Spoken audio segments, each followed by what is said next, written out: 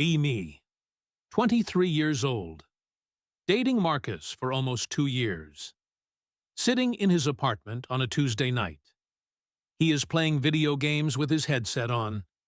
I am pretending to watch, but really scrolling through TikTok, seeing everyone's vacation posts, engagement announcements, fancy dinners at places we cannot afford, feeling like my life is on pause. Marcus yells at the screen, something about his teammate being trash. I do not even look up. Babe, you good? Yeah, I am fine. Lie. He is a good guy, I guess. Works at Best Buy, wants to be a manager someday, talks about getting a bigger apartment together. My mom thinks he is sweet. My dad calls him solid. But I feel nothing when he talks about our future. Just this heavy feeling in my chest. 2 nights later, out with my girls at this trendy bar downtown. Jess is showing us photos from her trip to Bali. Rachel just got promoted to marketing director. I am sipping a vodka soda thinking about how boring my life is. Then Rachel leans in. Girl, when is Marcus finally going to propose? You have been together forever. Jess cuts in. Honestly, babe, you are so young. Marcus is like your first real boyfriend. No offense, but there is a whole world out there. You could do so much better. I do not say anything, but their words stick to me like glue. What if they are right? What if I am settling? Next week, mandatory work training seminar. Corporate team building nonsense. Trust falls and icebreakers. I want to die, standing by the snack table grabbing stale cookies. Someone next to me laughs. These cookies could break a tooth. I look over. Tall guy, maybe 6'1", wearing a fitted button-down and nice shoes. Not Best Buy employee shoes. Executive shoes. I laugh back. They taste like cardboard, too. He introduces himself. Ethan works in corporate strategy for some consulting firm. I have never heard of it, but it sounds important. We talk through the whole break. He has been to Berlin twice this year, runs half marathons, drives a BMW, asks about my job, and actually listens. Not like Marcus, who just nods and says, cool. End of the day, he asks for my number. Not my LinkedIn. My actual number. I give it to him without thinking. My heart is racing the whole drive home. Ethan texts me that same night. Not, hey, what is up? Actual interesting conversation. Funny observations about the seminar. Asks what I am doing this weekend. I tell him probably just hanging with my boyfriend. He sends back a winking emoji. Does not stop texting me, though. Over the next 2 weeks, we text constantly.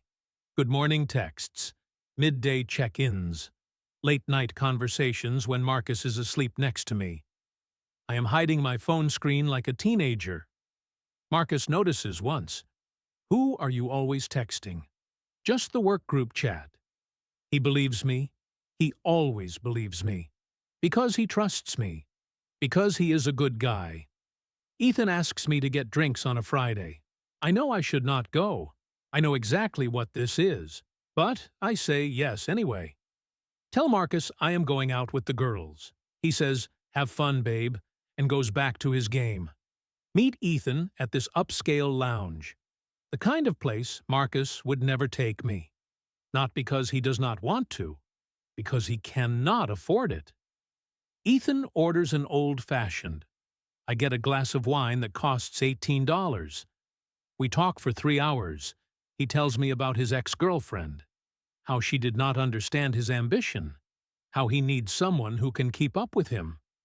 Asks about Marcus. I am honest. He is comfortable, like a habit. We do not really excite each other anymore. Ethan reaches across the table, touches my hand. You are 23. You should not be settling for comfortable. You should feel electric. And when he says it, I feel that electricity running up my arm from where his fingers touch mine. He drives me back to my car, parks next to it in the empty garage. The tension is so thick I can barely breathe. Come back to my place. He says it casual, like it is obvious, like we both knew this was how tonight would end. I should say no. I have a boyfriend at home, probably worried about why I am not answering his texts. 2 years of memories, of inside jokes, of his mom's Christmas dinners. Okay, his place is incredible. High-rise condo, floor-to-ceiling windows overlooking the city. Everything is modern and clean and expensive. So different from Marcus's apartment with the IKEA furniture. We do not even make it to the bedroom. Couch in the living room. He is more aggressive than Marcus, more confident, knows exactly what to do. The sex is intense, desperate. Nothing like the routine I have with Marcus. After I am lying there in his arms, clothes on the floor, city lights coming through the windows, feeling more alive than I have felt in months. Then the guilt hits, crashes over me like a wave. I need to go. I sit up, looking for my shirt. Hey, do not do that. He pulls me back gently. Do not regret this. I have a boyfriend. You have mentioned that. But you are here. That tells me everything I need to know. I drive home at 1 in the morning. Mascara smudged, hair messy, replaying everything in my head. When I crawl into bed, Marcus does not even wake up. Did not even notice I was gone so late. I lie there staring at the ceiling, still feeling Ethan's hands on me. Maybe this happened for a reason. Maybe the universe is trying to tell me something. Maybe I am meant to be with someone like Ethan. Someone successful. Someone ambitious. Not someone who works retail and plays video games. I break up with Marcus 5 days later. At our usual diner. The one where we had our first date. Marcus, we need to talk. I do not think this is working anymore. His face goes pale. What do you mean? Where is this coming from? I just feel like we want different things. I am still figuring out who I am, and I think I need to do that alone. He stares at me. Is there someone else? His voice cracks when he asks. No. The lie comes out smooth. I just need to find myself. Figure out what I really want. He does not yell, does not make a scene, just sits there, looking broken. I was going to tell you next week. I got the assistant manager position. Was going to take you to that Italian place you like, the one you always say is too expensive. The guilt squeezes my chest, but I push through. I am sorry, Marcus. You deserve someone who is sure about you. Someone who does not have doubts. He stands up, leaves a 20 on the table. Good luck finding whatever it is you are looking for. I hope it makes you happy. I text Ethan as soon as Marcus walks out. It is done. He responds immediately. Come over. Brunch with the girls 3 days later. I tell them everything, except the cheating part. Frame it like I just realized Marcus was not right for me. And then I met someone who showed me what I deserve. Thank God! Jess practically shouts. I have been saying you could do better for years. Marcus was sweet, but like. What did he even bring to the table? Rachel nods. You are young and hot. You should be dating up, not down. They all agree. Toast to me. To new beginnings. To knowing your worth. I smile and drink my mimosa, pushing down the small voice that says, this feels wrong. Ethan and I date for 3 months. It is exciting at first. Fancy restaurants, his nice apartment, feeling like I upgraded. But he is always busy. Work trips, client dinners. Texts me at 10 p.m. asking if I can come over. I always say yes. Then the texts start spacing out. He cancels plans last minute. Always has an excuse. Always sounds believable. I convince myself this is normal. He has an important job. I cannot be needy. I am a cool girl who understands. One night after he cancels on me again, I text him, where do you see this going? Three dots appear and disappear. Appear and disappear. Finally, a message comes through. I think you are great, but I am not really looking for anything serious. You are still young. You will find someone. I stare at my phone, read it 5 times, then throw it across the room. Spend the next week telling myself it is fine. Ethan was not right for me anyway. Too career-focused, emotionally unavailable. I deserve better. The next few years are a blur. There is Kyle, works in sales, chiseled jaw, takes me out twice, then ghosts me. There is Derek, finance guy, talks about crypto constantly, strings me along for 2 months, then tells me he is not ready for commitment. There is Jason, photographer, tattoos, and a motorcycle, sleeping with 3 other girls the whole time. None of them want me the way I want them. But I keep trying, keep swiping, keep going on dates, keep hoping. Meanwhile, normal guys try. Andrew from my gym asks me out. He is a teacher, seems nice, but I cannot imagine dating a teacher. What would I even tell people? I make an excuse. My coworker Sam asks if I want to grab dinner. He works in accounting. Boring job, boring life. I say I am too busy with work. He does not ask again. At a party, some guy named Connor approaches me. He is a mechanic, wearing jeans and a flannel. I actually laugh when he offers to buy me a drink. Not my type. I say it loud enough that his friends hear. He walks away, red-faced. My friend Katie pulls me aside. That was kind of mean. I was just being honest. Why waste his time? My friends start settling down one by one. Katie gets engaged to a plumber. Shows me photos of them renovating their house. She looks happy. I tell her, congratulations.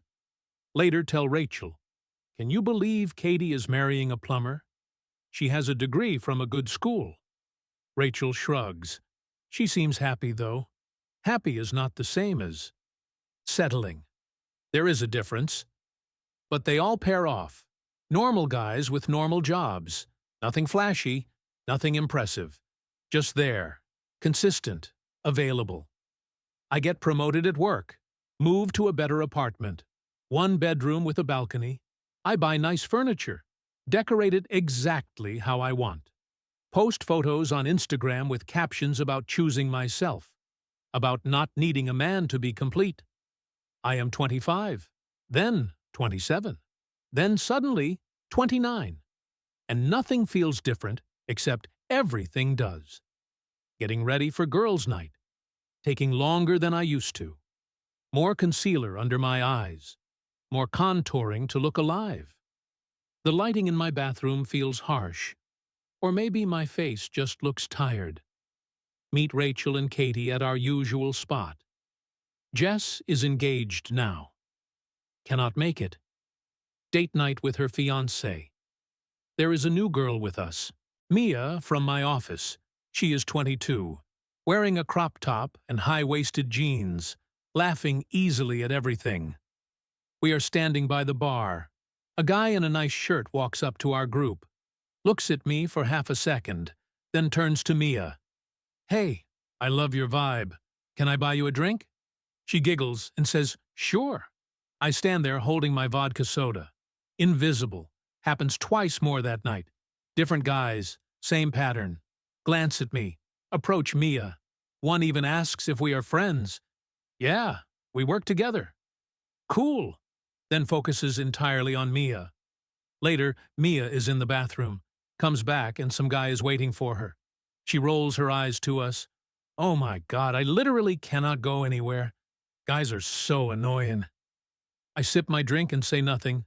My jaw is tight. Monday at work. Getting coffee in the break room. 2 guys from marketing are talking by the microwave. You see Mia at happy hour Friday? Dude, yeah. She is cute. Might ask her out. Do it, man. She seems cool. Pause. Hey, was not she there too? My name. Yeah, I would not bother. Heard she is brutal. Connor from operations said she laughed at him at some party. And did not Andrew try to ask her out? and she just blew him off. Yeah, not worth the risk, dude. They grab their food and leave. I stand there frozen, coffee cup shaking in my hand. That weekend I meet Jess for brunch. She has been engaged for 4 months, glowing, showing me photos of venues and cakes and flower arrangements. I am so happy for you. I say it, and mean it. But I also feel this tightness in my chest. So what about you? She asks. Any guys? I force a laugh. God, where are all the good men? I cannot even get approached anymore. It is like I am invisible. Jess's smile fades. She looks down at her mimosa, then back at me. Do you really want to know? Her tone makes my stomach drop. What? She sighs. Look, I love you. But guys talk. You have a reputation. For what? For being harsh. Really harsh rejections. Remember Connor. He told everyone you laughed at him in front of people. And Andrew said you blew him off. There are other stories too. Guys just do not want to risk it anymore. The words hit like ice water. I was just being honest. I am not going to date someone I am not into. I get that, Jess says gently. But there is a way to do it. And now guys warn each other about you. That night I lie in bed scrolling Instagram. I do not know why I do it. Muscle memory, maybe. But I search for Marcus. I have not looked at his profile in years. Blocked him after the breakup. Now I unblock him. First photo I see is from 1 month ago. Him in a suit, woman in a white dress. She said yes. Caption. I click through. Her name is Sophie. She is pretty. Not model pretty, just normal pretty. Warm smile. Their photos look easy, natural, happy. One of them hiking, one at a farmer's market, one with a dog. Adopted this guy together. Caption from 3 months ago. I keep scrolling, hating myself, unable to stop. They bought a house, got engaged. He looks happy, really happy. I put my phone down, stare at the ceiling. The universe did not put Ethan in my path as a sign. I just messed up. Jess's wedding is 4 months later. Invitation comes with a +1 option. I leave it blank. Show up alone. Venue is beautiful. Outdoor ceremony. String lights everywhere. That perfect golden hour glow. I am at table 9 with random people. 2 younger girls who keep giggling about the groomsmen. A divorced guy on his 4th whiskey. During cocktail hour, I see him. Marcus, across the patio in a gray suit, laughing at something. Next to him is Sophie in a yellow dress. She is touching his arm, looking up at him with this easy affection. He looks good, better than I remember, happier. I watch them move through the crowd, the way he introduces her to people, the way she fits naturally into conversations, the way they just work.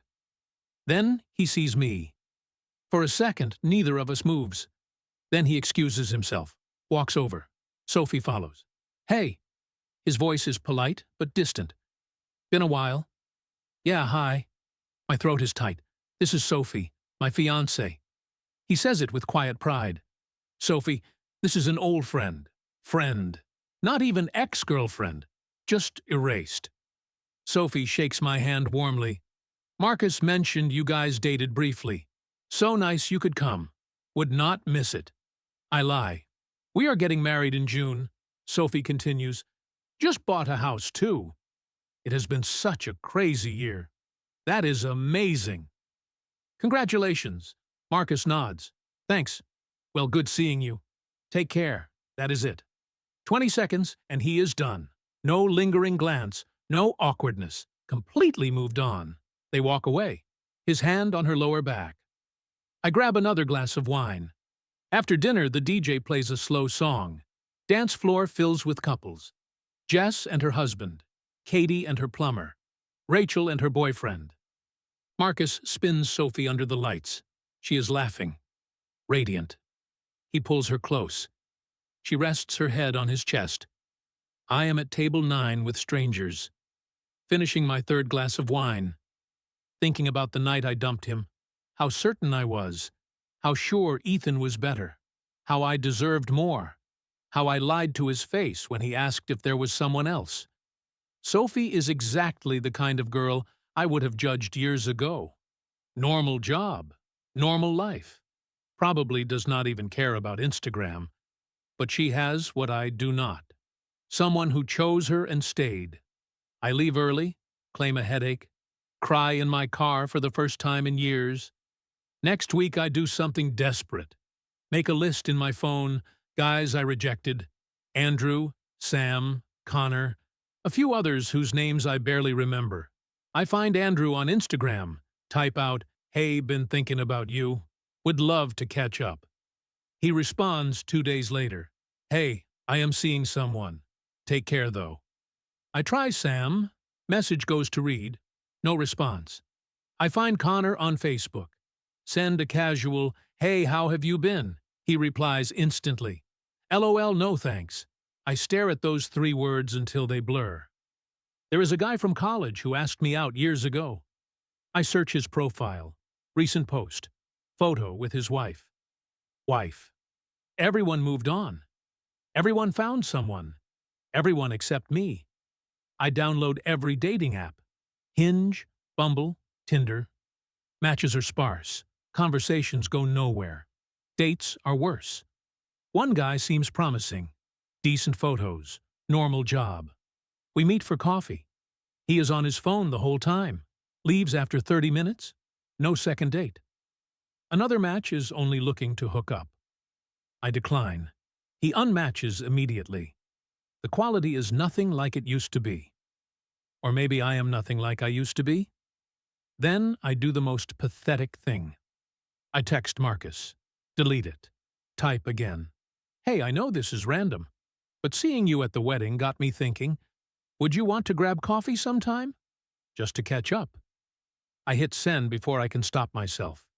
He responds the next day. I do not think that is a good idea. I am happy where I am.